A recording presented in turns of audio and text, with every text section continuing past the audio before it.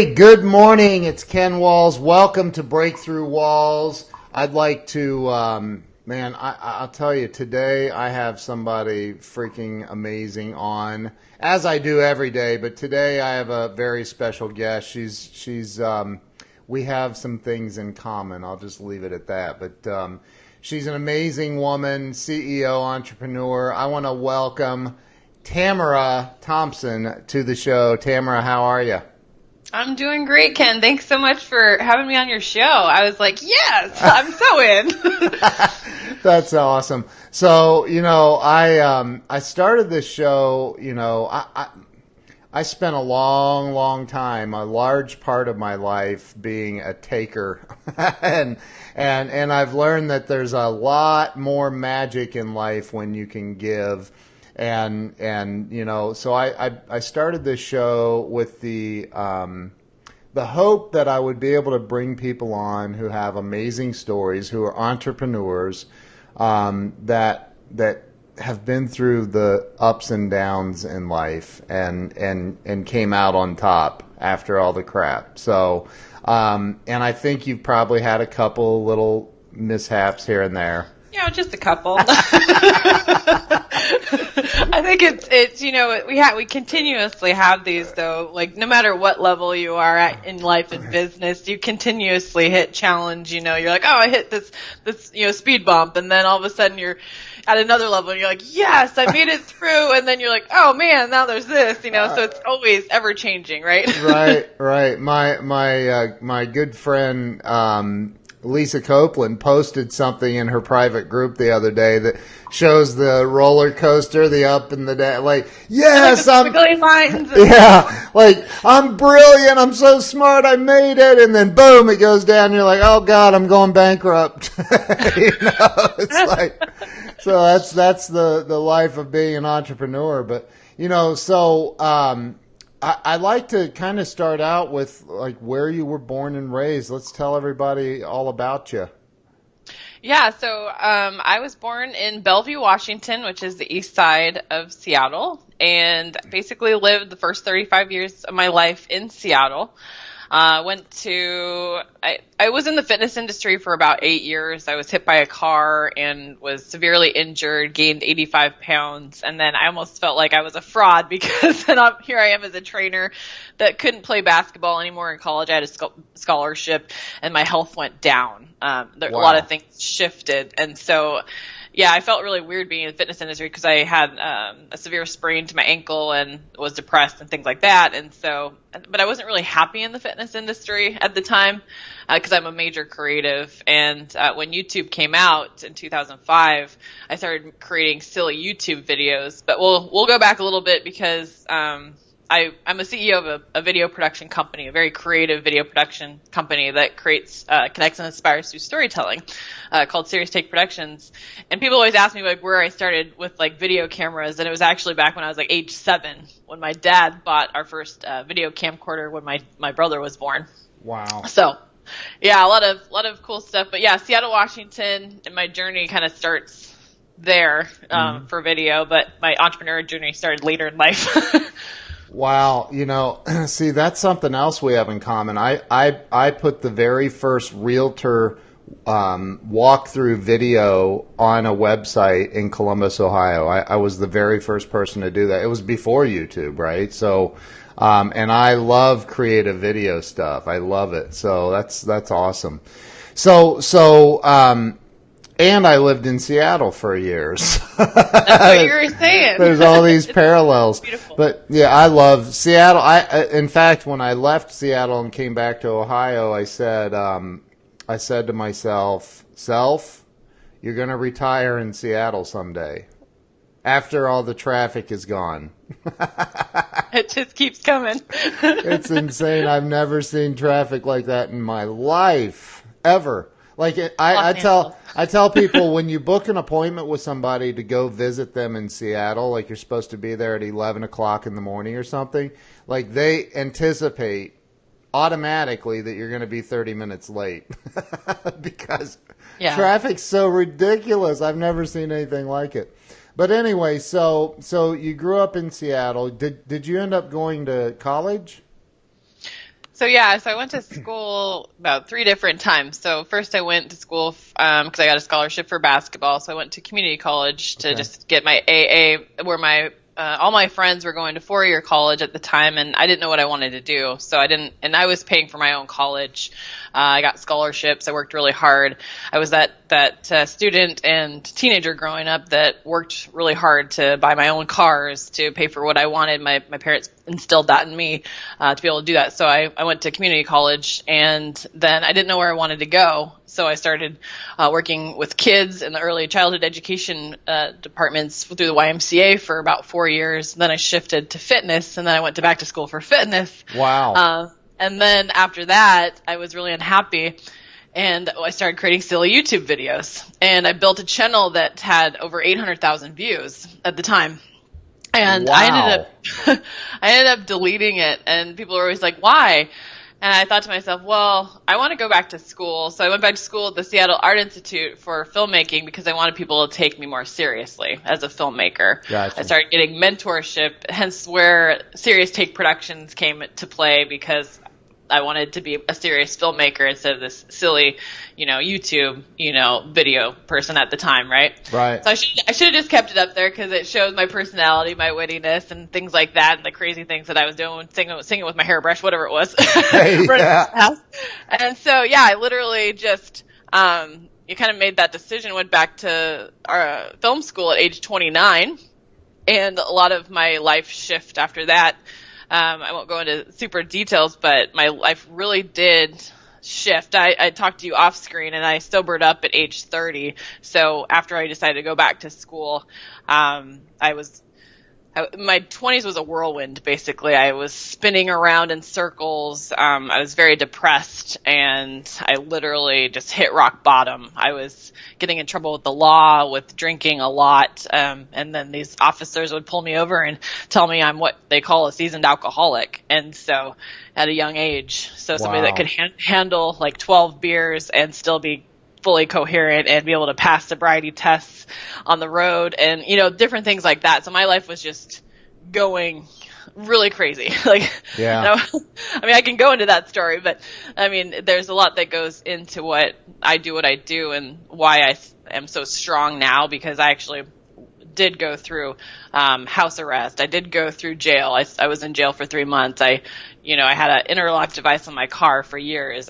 All these things that were mounted to me because I was pulled over multiple times, and luckily I didn't hurt anyone or myself through any accidents through my journey. There was a big 6 years in my 20s that I just didn't really care, and I just was spiraling downward before the next part of my journey in my 30s, which the 30s are so much better. Well, but I wrote a book called Walls of Wisdom: Turning Pain into Profit. And the thing is, and it's not just about profiting financially, it's profiting in every other way.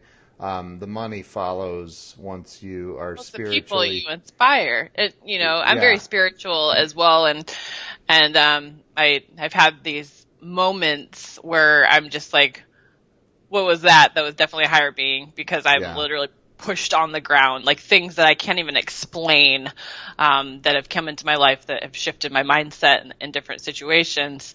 So it was really interesting when I first sobered up, because it got to the point where I had to remove everybody from my life that was in my life other than my close family. I was dealing with a stepfather who was an abusive alcoholic, because during that time I had to move back home with my mom and live with my stepdad, but he was beating her, and things happened there, and so all this emotions going on, and still trying to get away from alcohol and this disease, but having it right there in your space and not being able to really do much about it. It was just it was a crazy journey. They called me the miracle girl in the courtroom. not that I was like something that I don't take it for granted by any means, but I kept going in, and I went to court 4 different times for 4 different issues, and luckily I had one that was a deferred prosecution. What anyone that's in the legal industry will understand, but one that was basically convicted, then one that was a deferred.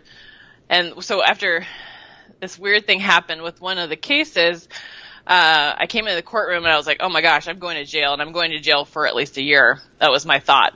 And I walked into this courtroom and I thought to myself, this is interesting. I'm like, who's this judge? Like, I didn't know this judge, and the judge there was the regular one was very harsh. And it was this female judge, and then she came in, and then the prosecuting attorney hadn't given information to my attorney about how the other cop that was on site was fired for fraudulent claims. So it opened doors, and all of a sudden this case was dismissed. Oh my And he's God. like, you are just on fire. Wow. But then 3 years later, I was pulled over again, and I was like, oh no, I'm screwed.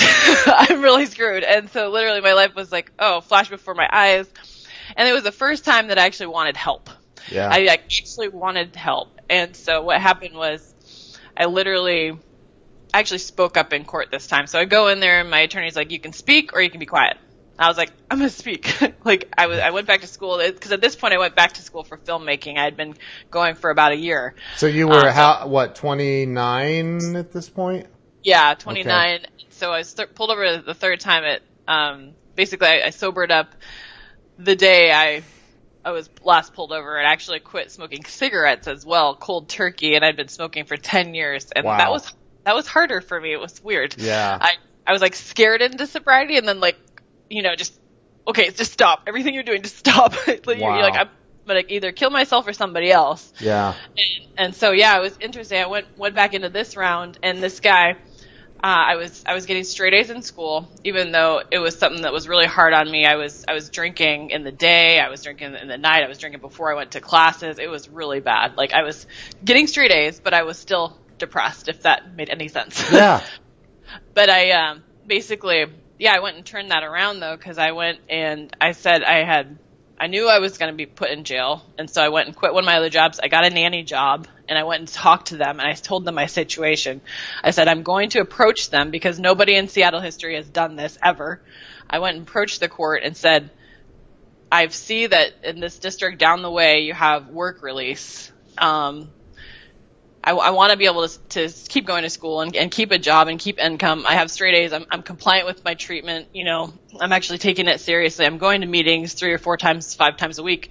And so basically the judge, like, I was crying. I was just like really emotional. And I said, hey, I was like, I know that you've never allowed this ever, and this isn't even within your court's jurisdiction, but I would love to be able to find a way that I can do work release, sleep in the jail, stay there on the weekends, whatever it is, but still continue my education and work. And he just sat there and he looks down and he looks up, and my attorney's like, you can try, but I'm not like going to promise.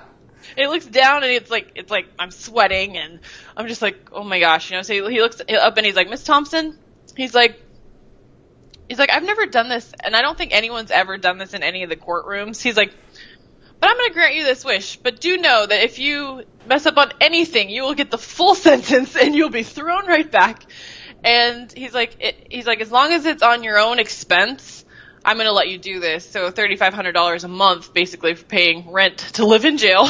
Oh my gosh. For 3 months, but it allowed me my sanity to enough that I was able to be released 3 days a week on my choice of work and school. So it wasn't a lot, but it just allowed me to not be within that space where I saw everything else going up, people coming down from meth being thrown in, and people, like, you were in the space with like 10, 12 other women, and so if somebody got sick, everybody got sick. If somebody got in a fight, the rest of them got in a fight. Wow. But luckily my fitness industry paid off. Paid off because I did squats and lunges and all these things and tricep dips off the bunk beds and everything. They like looked at me as the tough girl because I was like, I'm not gonna smile, and I'm taller. I was like 5'9". So it was a crazy time. Have you ever heard or seen the comedian? He's a recovering comedian, Mark Lundholm. I've heard of him. So he talks about. There's only 2 ways you can do jail time. He's like, 1, you go in, you look at your shoes, you don't make eye contact with anybody, you do your time, you get out. The other way is you go in, you find the biggest, baddest dude in the place, and you walk up and you just Become bam, friends. punch him in the face. And Or now that. he's like, now he is going to whip the crap out of you. But when you come out of your coma, nobody's ever going to mess with you because they're going to think, man, he's crazy. And then he says, and all, the normal people sitting in here are going, or, Mark, there's another way. How about you don't do anything that makes you go to jail? Right? So, That's a good start. yeah, I didn't even think about that. So, we have, again, a lot in common. I understand the insanity. I completely can relate to it. So, let me ask you, let's back up a little bit and talk about, because, look, I know, being a recovered alcoholic myself, I know that there's always, and it's not, I don't see it all as bad anymore. I used to. And it made my journey, and it's right. something that I actually tie into my why. Right. It's all about the story that you share. Like when I go into details with events and things like that, I don't always dive into the whole nitty gritty. But when people are like, "Oh, you're almost 8 years sober," there's a reason of my why because of the things I went through. So it very much is in alignment with people that are creating a story and experience, but pushing through these hard breakthroughs, basically.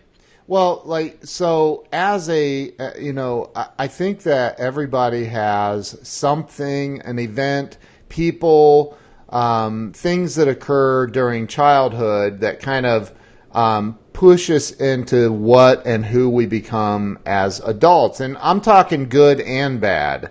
So when you reflect on that, I'm sure that as soon as I said that, something popped in your head. Probably negative, but I want to hear about the positive stuff too. So, what do you feel? What do you feel kind of pushed you into who you became as an adult from childhood?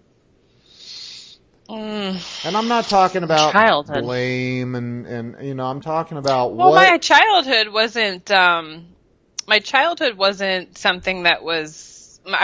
I was spoiled. I was given everything. I had parents that cared, but they also taught us the value of the dollar and made my brother and I go out and get jobs at 15. And my childhood was actually good. It wasn't that I was dealing with. Myself was my sexuality. So I have a partner and I've been with her for over 5 years. And that was something that people, when I go deep dive into my story, the reasoning I was, hit by a car, at age 24 and I gained all this weight was because it was the day after I was dumped by my first love that I was hiding. Oh, wow. And so there's a huge, again, there's multiple stories within stories. So I didn't come out till I was 25. So I've been out for about 12 years now, but that was a chain reaction of things that happened. So the places that I was coming from when I was drunk was an LGBT bars and things like that, where I felt like I was comfortable to come out because during that time it's more acceptable now. I'm very much I'm more on the side of entrepreneurship. I don't see myself positioned to put in this group or facade. You don't see me out there at pride parades waving rainbow flags. That's just not me. I'm more I'm going to work on business. My best friends are, my best friends are straight and entrepreneurs. I'm not out doing all these other things. So what happens with me in regards to what people think or judge, that was where my story really began. And that's where it really tied me up because I didn't feel like I had anyone to talk to. So when I finally did, they were at the bars and people understood, and then I started drinking. Yeah. And then all these things spiraled. So it wasn't really from my childhood that really spun out. It was me trying to come across, mine was more being in middle school and high school. I was actually bullied by people because people would figure it out, because I was the giving type of person. So if I tried to figure out if I liked someone, it was very awkward to me because it's not normal in that sense at that time. And so I would give gifts or, try to befriend somebody because I didn't know how to react. Right. And so it was really, really hard. I was bullied by this was crazy. In 7th grade, I was cornered in the locker room by 9th graders, by 3 girls, and one of them actually ended up becoming, I knew, I could just tell she was a soccer player. She had like baggy shorts and stuff, and I was like, you're picking on me to cover up your own self. She came out later. And wow. So I was like, I was the awkward one. I was the girl that was shy. I'm like totally not shy anymore. I'm like a total extrovert. I think because I was bullied so much growing up, and then by the time I hit high school, I was in the popular group so that I could hop to any group. Yeah. So I could just kind of like a chameleon. You could just like mesh with different people. Yep. And by that point of going through bullying, I didn't really tell my family because I didn't know how to. And so that was my part of my childhood that was hard, because my mom later on in life, when she found out, my cousin was the one that outed me to everyone. We literally, I think it was a point in my life where I was like, I just need to tell somebody. So, and I knew he had a big mouth. So. Oh, wow. It was like a conversation we had in a car. Within 5 minutes, I told him about me, and I was like, it's gonna be a domino effect. And he's told my family, and then I didn't have to do anything. So it was very intriguing, but my mom was like, why didn't you feel like you had the need to tell me anything? And I said, because I don't want to be this. I don't want to be this because of the norm of everyone, my feelings. Like I didn't want to be, gay. I didn't want to be this. Right. But then I learned to accept myself, and then my traits and my strong points of believing in God and everything else. Like God accepts us for who we are, and for our sins, like He's died on the cross for us, Right. And so doesn't mean I'm not a good, bad person, not a good person. It's right. just things in my life that was like, all right, I go from this. Now I'm just very much a focused, strong female entrepreneur, and that's who I see myself now. So. Well, I personally think you're freaking amazing. And, there was some whack job, and he's a popular whack job too, but he's on Facebook, and he's just, weird. And he posts something about, if you in any way support gays and blah, blah, blah, all this stuff the other day, and that you can unfriend me now. And I'm like, what? What? Is this 19 freaking 10? What the hell are you? What? So I blocked him. I had this long thing, like, because I have a lot of friends that are, I'm not gay, but I have a lot of friends that are, and I don't, like, what? How in the world can a person, like, it's actually 1,000% opposite of what the Bible talks about, but whatever, to each their own. Yeah, no, it's very intriguing because, like, you talk about, like, thou shalt not judge, and, like, to each their own here, because we're not throwing our sexuality, well, not me. I mean, there's people out there that are out and about and crazy, but I keep my life private, because I don't need to share different things, because my focus and passion is really about business and storytelling and helping others. Right. And if they don't mesh with me, if someone is judgmental, then I don't want to work with them. If they're going to post something on Facebook, I'm going to just delete them. I don't need to jump in there and start any comment war. It's not a big deal to me anymore, because I've been bullied. I've been, people are maybe ignorant or just not understand, and people that say it is a choice, it really isn't. It's something that you strongly feel, and many of us have gone through the deep emotions of trying to change ourselves, which they don't understand. Like, they're like, oh, just change. I'm like, you're attracted to who you're attracted to. Right. And so it was very hard. I definitely tried to be straight to the norm. Yeah. But then as the generations have become even more and more accepting over the years, I think things really changed when Obama stepped into the House to help support, which allowed people to think differently, even the younger generations, to help support. And so I understand people are raised a certain way, and that's totally fine. Like, they can be against this and marriage and everything, but I'm here to support everybody in a whole. So no matter if you're gay, straight, black, white, whatever it is. Right. Doesn't matter. I mean, it's like, it's no different to me than religion. It's like people that judge others for if anything in this world pisses me off, it's probably that. And it's because, like, dude, what?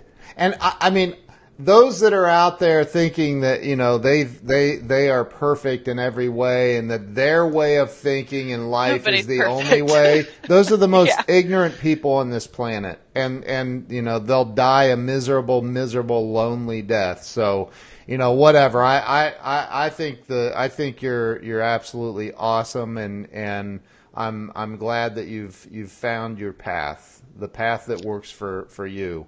And so, you know, so at some point though, your kitty's back. I see your kitty in the picture again.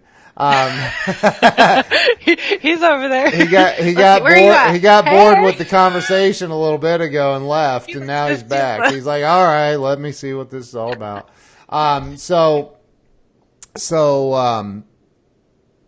You know, at some point along the way, though, you decided to dive into being an entrepreneur. Yeah, so after I finished film school, by that time I was already a couple years sober, and so I'd really been focused on, you know, building a portfolio and doing video production. So in the beginning, I used to do all the stuff from the storyboarding to the shooting to the editing to everything. But I knew if I wanted to build a business and really find out what my real passion was, then I had to start delegating and building out team members. And there's totally my cat again. Hey, he's like, I'm going to relax. I love it. Leave him in the shot. He's been through a lot with me. He's gone through. Today we have a special guest. He came into my life my first year of sobriety, so he was kind of my baby that I kind of took in. He took the space of other people I removed. I got a kitten instead. That's awesome. And so so what happened through that is I graduated, and my brother had graduated. So I went back to school, and he was graduating, even though he's a lot younger than me. He came out of college being offered a position where he started with Amazon at $84,000. Wow. Like just starting right out of college as a developer. What? Yeah. And so like, I was like, oh, cool. So I'm going to come out of college and I'm going to be offered something as a filmmaker. You know, I'm like, these people like my reels, like all this stuff. So I go out and I'm like applying for jobs, and I'm like, okay, cool. So I go to this one company, and they're like, okay, so we can offer you $12 an hour. And I'm like, what? I've just spent $40,000 a year in filmmaking school. I'm like, can you do any better? So I started pushing them up a little bit. So I started still at a lower rate. Yeah. And I thought to myself, man, is this always what happens? Like, is it because I'm a female? Like, I feel like because the gender wage gap in certain areas, you do tend to see a lot of men taking over, even in entrepreneurship. Yeah. You see a lot of men within events and stuff like that, and I got to thinking more. I was like, man, I really want to impact more people and build a culture myself, but I didn't do it quite yet. But so I got the experience through managing this company where it started. When I started, there was only 8 employees. Yeah. So it was an online educational platform for physical therapists and chiropractors and massage therapy and fitness for continuing online educational videos. Right. But their videos were super boring and super long and just like one camera, a talking head. And I was like, you got to cut these up into like 20-minute segments or less. You have to like have multiple camera angles. You have to have B-roll. You have to show the demonstrations of these exercises and adjustments and shifts and stuff. And I was like, you need to throw 3D models in here so they can see like the knee or whatever is going on, you know, whatever the muscle or the body part. And they're like, whoa. And they're like, okay, cool. So like I came in and started doing like the creative vision and helped build them. And they're now the number 1 company within their field. And they have over 95 employees now. Wow. They've grown tremendously because I had been working with them. Last I worked with them was back in 2012. And so basically from there, I left there.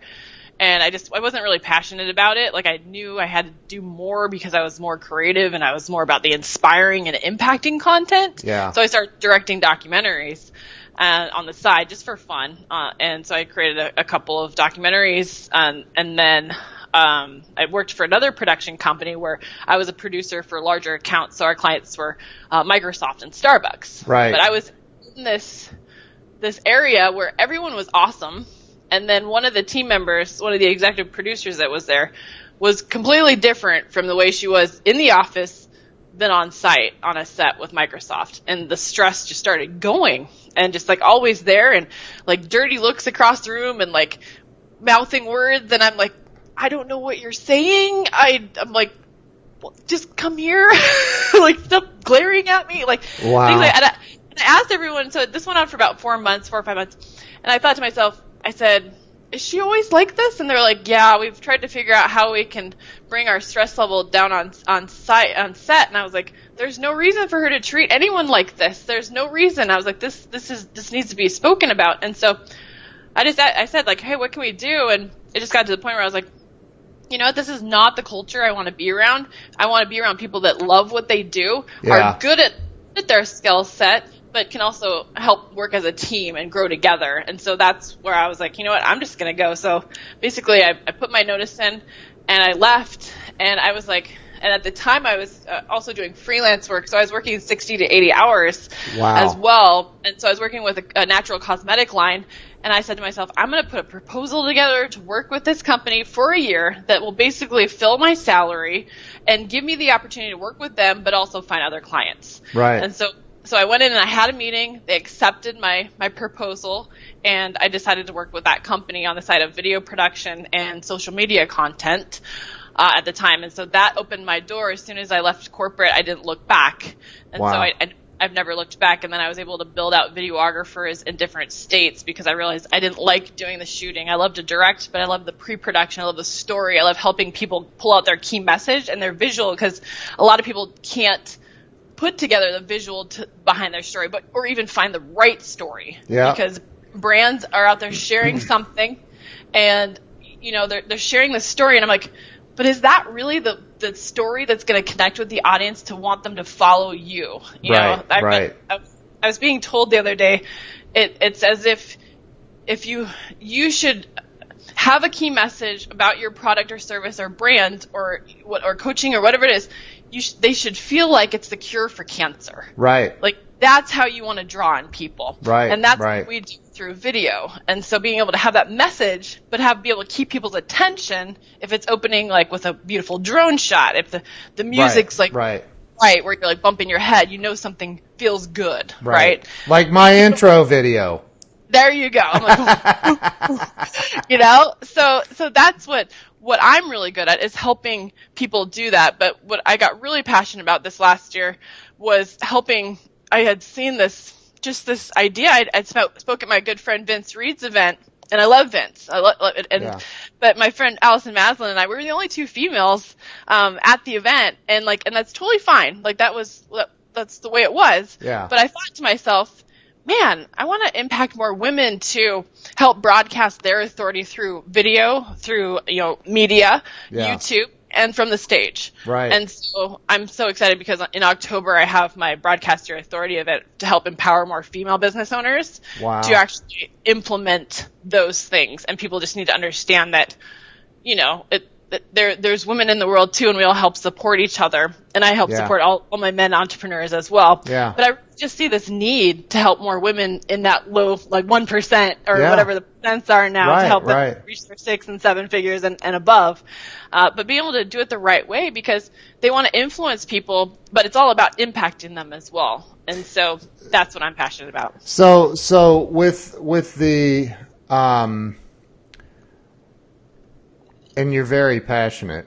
I love it. I love it. It was the recharge supplement pills, though. Yeah, right? Like, wow. You know they make decaffeinated brands with just as much flavor. Yeah. I'm just teasing. My energy's like this anyways. But that's a line out of a movie. I forget what movie it is. But so I think, along the way, though, especially being an entrepreneur and a recovered alcoholic and everything else, you've certainly experienced hitting some walls. And, I can share those. And we all have, right? Where you're like, man, people give up too easily in entrepreneurship, right? And I'm very much all about resilience and taking actions.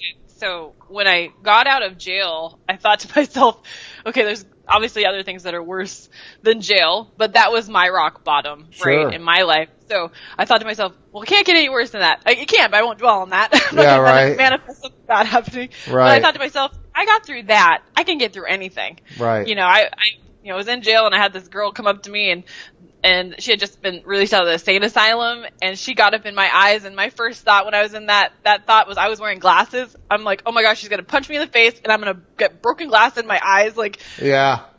I got through that situation. I'm like, I can get through anything. Yeah. Well, things like that. So when you look at your journey thus far, and you're still a baby in my eyes. I'll be 50 years old here in a couple of weeks. I can't even believe it.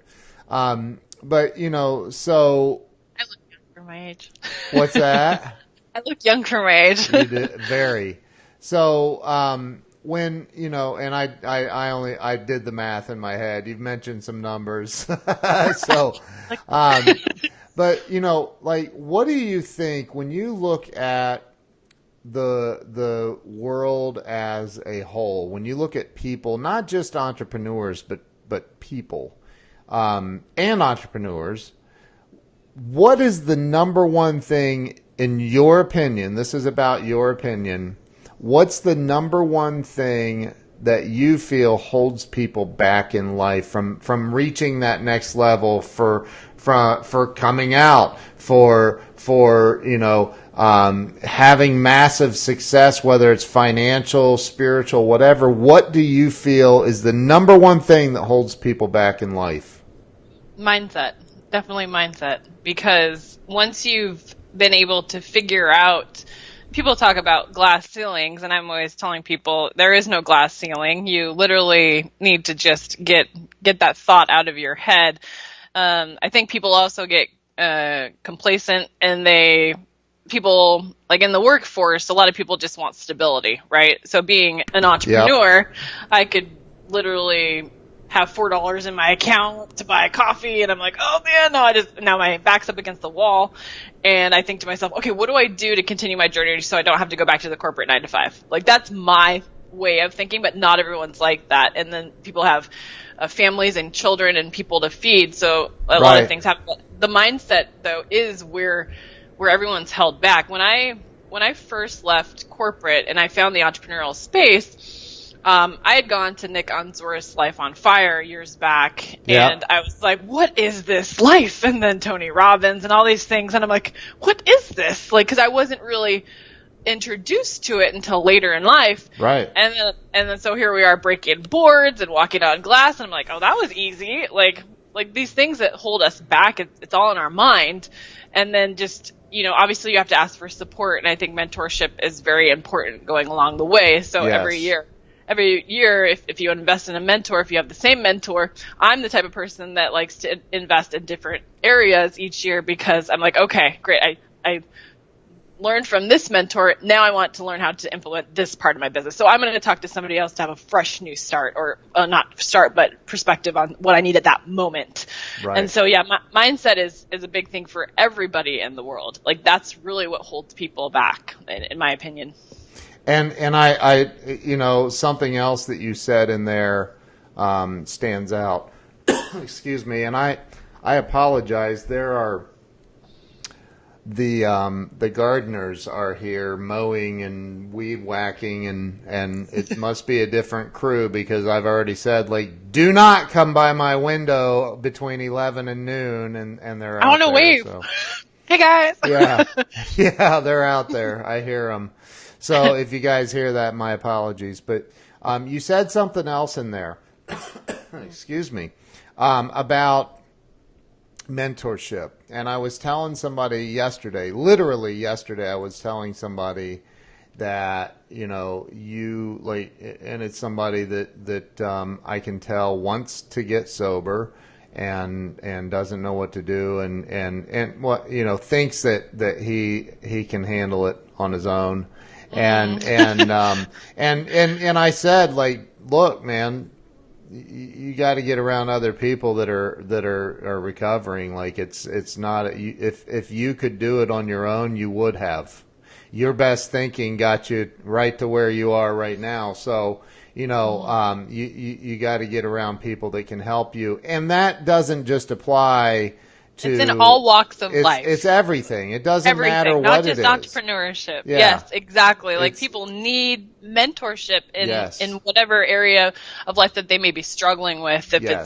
Even if it's counseling, there's people need to think of it that way. Like if they're struggling with something or someone's depressed or can't figure something else, ask for help. Do the research. We have computers and Google and right. whatever. And Facebook and social media. I mean, the answers. Shout out for help.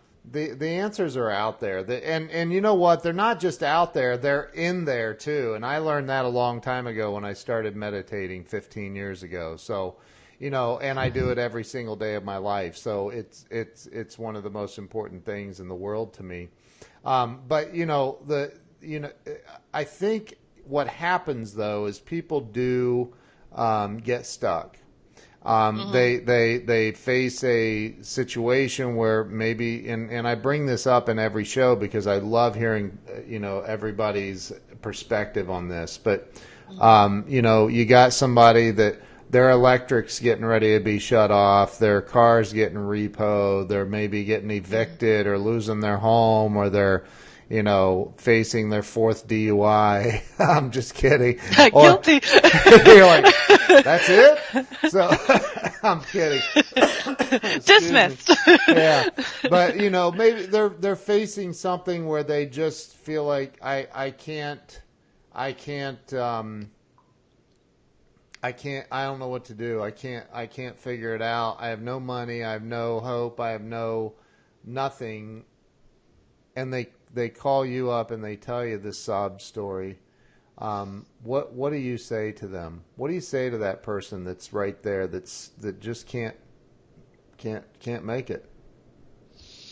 Well, first I would pray for them, if not with them.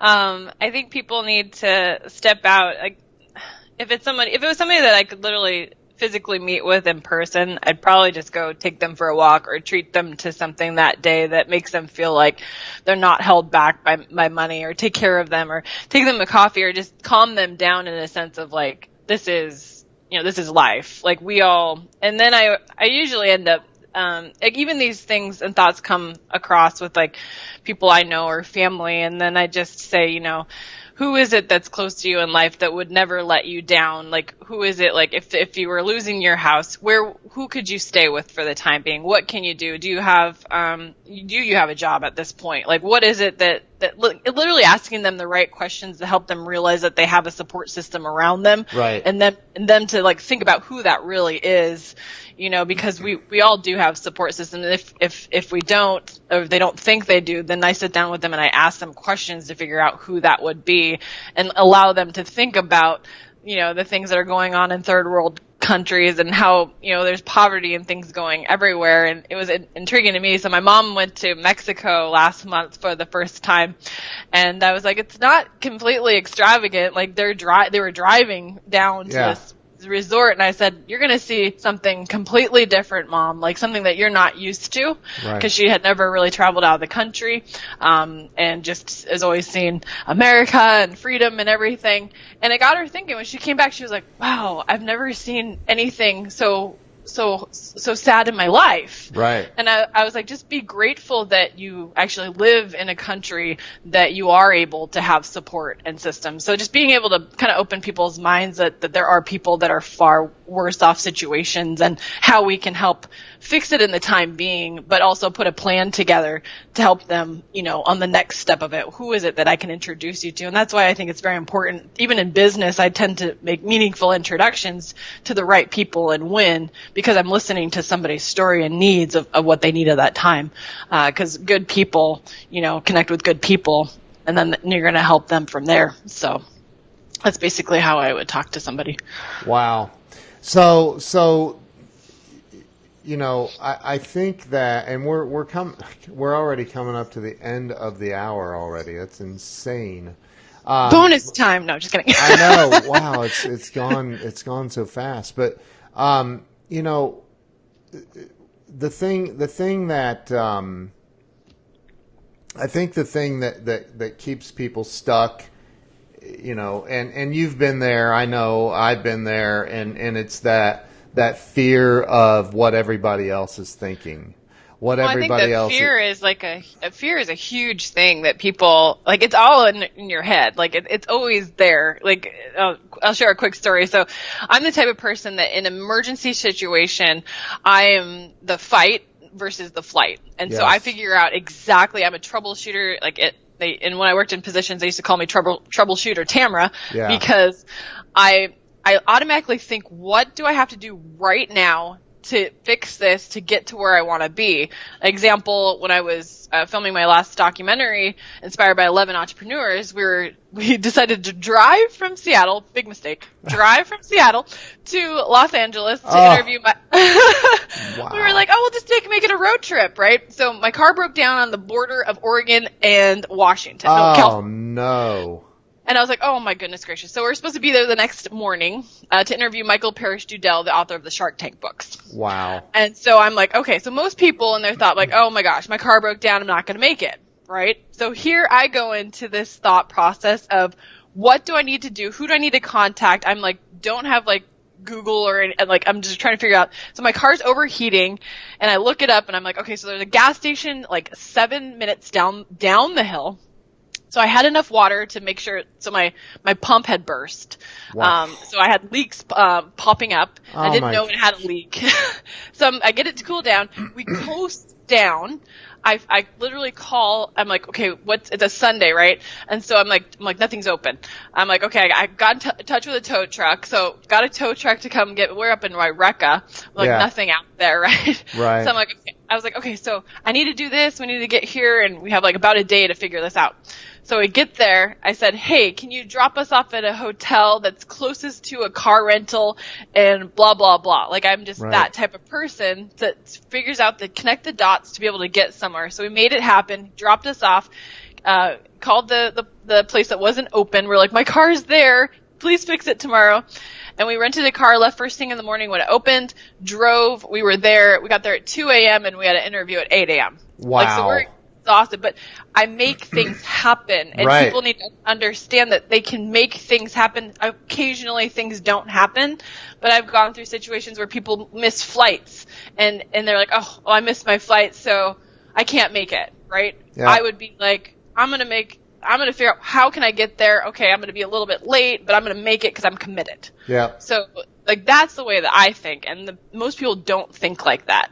But I always push through, and that's how I'm able to build relationships and keep clients and keep people happy because I'm staying on track, even no matter what obstacles or bumps come in the way. Yep. And that's just the way I think now. After I got out of jail and all these things and started my own business, I didn't want to go back to corporate. And I've seen people in entrepreneurship go back to corporate because of the stability. They can't make it work or they can't figure it out. So, and they get depressed. So I tell this, this story basically. I don't think I tell the whole story, but I had, when my wife and I met, I was working out of my house and just a freelance web designer guy, right?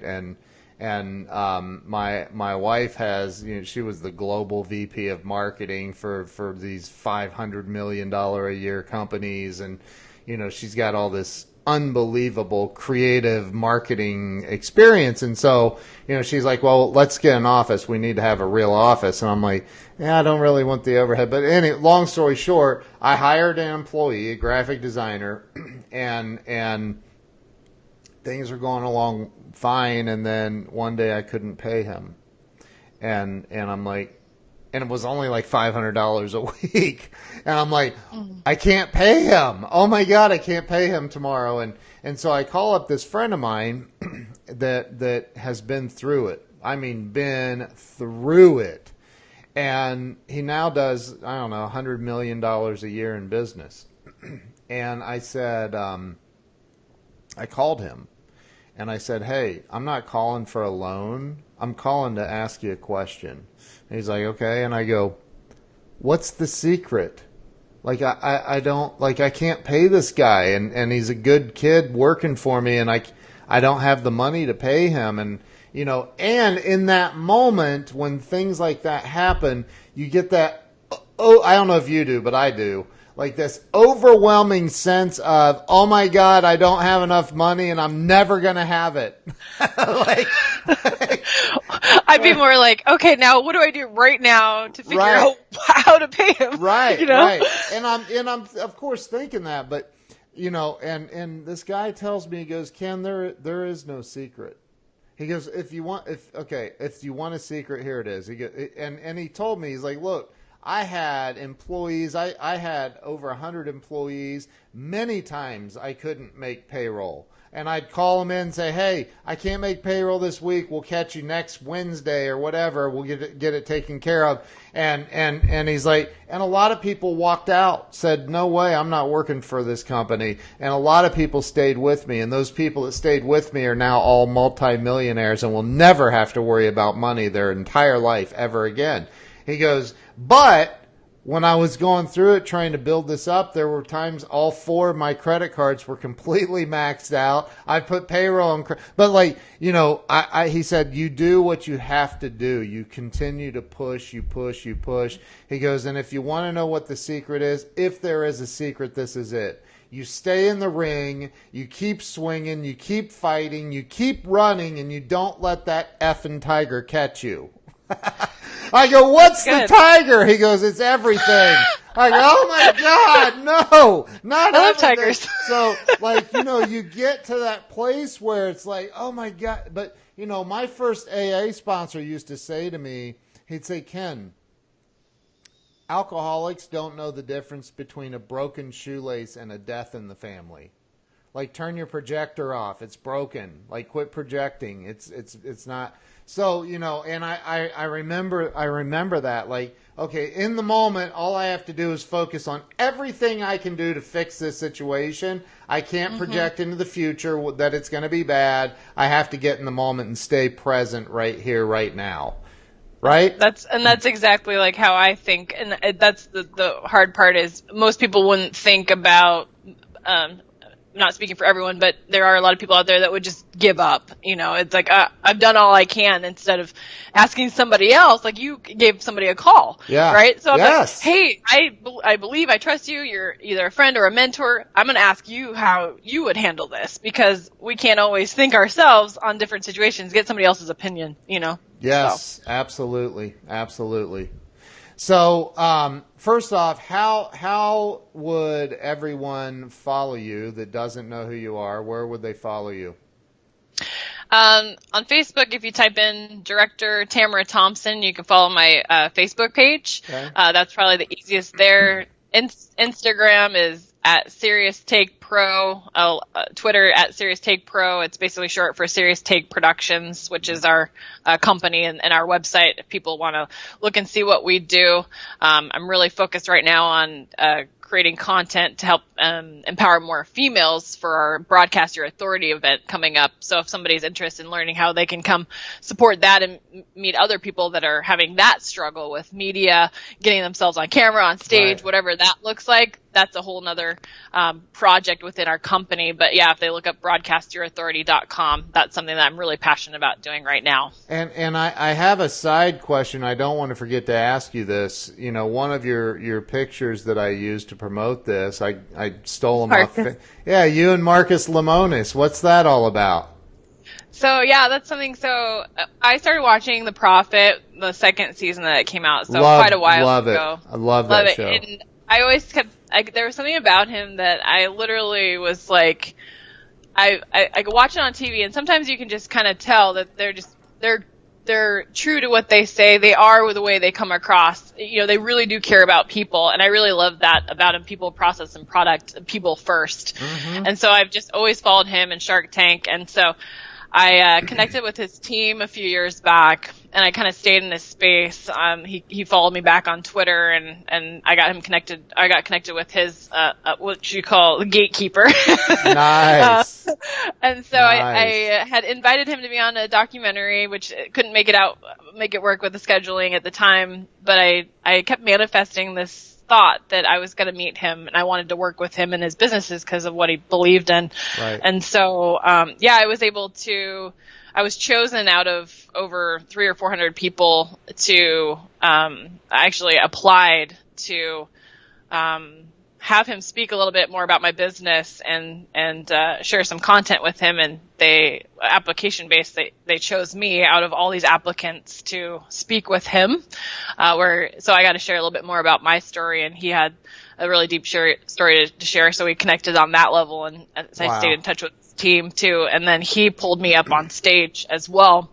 I wasn't supposed to speak to the entire audience, but he ended up pulling me up. He's like, "Where's Tamara?" I was like, "I want you to come and share more about what you do with this audience here." So I spoke to over 400 people in one room, and then a few hours later, I spoke to 2,500 people. Wow. Talking more about my story and business. So I was able to connect with more people, and I was just very grateful for that. And then just be able to stay in his space. Like, obviously we're not like BFFs, but I do consider him a mentor because I've been able to, communicate with him through things and just having support there, and he believes in my mission. So that's awesome. And that show is incredible.